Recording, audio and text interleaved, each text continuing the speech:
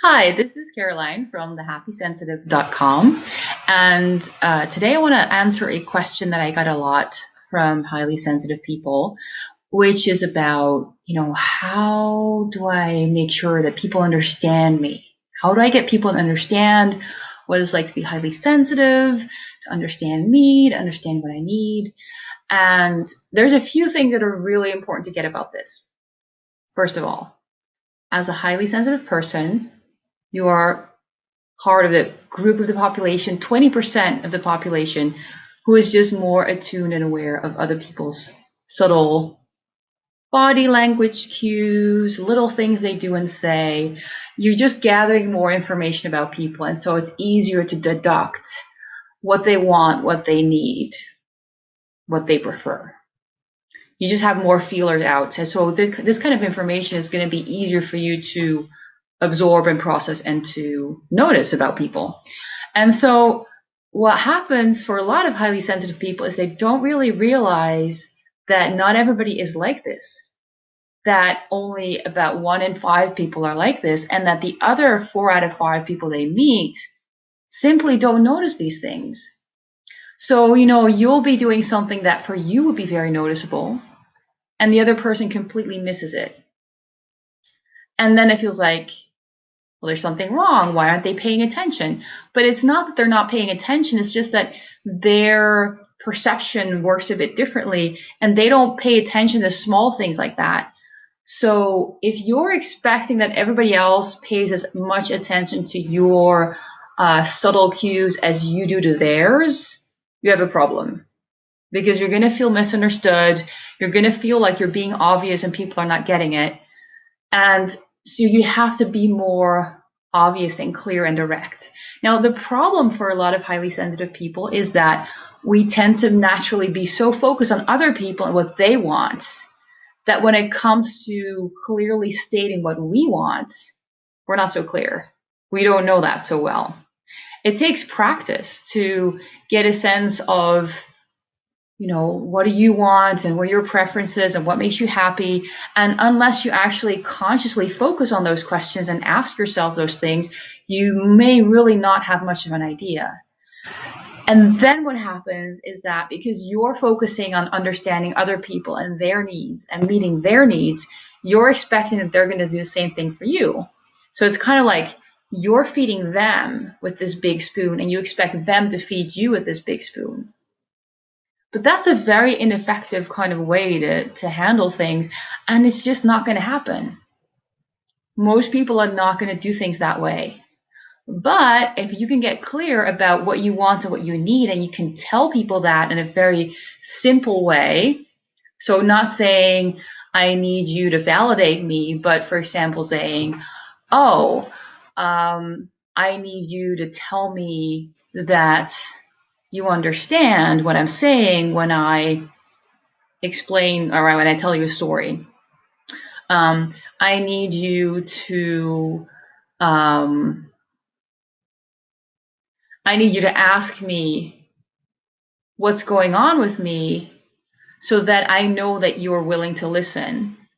If I'm being quiet, for example, that might be one of your things. Maybe if you go quiet, you think you're being really clear about the fact that you need somebody to listen to you, and you're kind of trying to get their attention by being quiet. But for somebody else, it doesn't necessarily mean anything at all. So, and it's not about being quiet or not being quiet. It's just about recognizing, like, wait, what are the subtle things that you're doing that you think are super obvious? And what if they're not so obvious? And what if you can figure out the action you want somebody to take? And then for the people close to you, you can simply ask them to do that thing. And they may say, great, I'll do that. Or they may say, that is ridiculous, I'm not going to do that, right? You might need to negotiate. So if, for example, using the quiet example again, if you're in the workplace and every time you go quiet, you expect all your colleagues to ask you what's going on, that's not going to happen. That's not going to work. And so then you need to take it a step further and say to people, I have an issue. I need you to listen to me, or I need to talk about this with you because it's important, and then ask them, Is there a time that we can meet? Can we set up a meeting about this? Can we talk about this?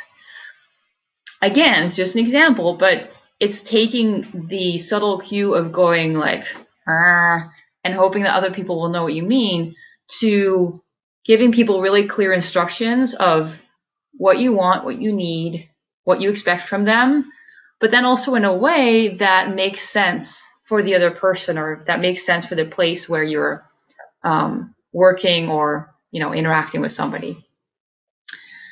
So what this means is that as an HSP, you need to stop trying to get other people to understand you for you, and instead you need to really work at understanding yourself so that you can really clearly voice your needs.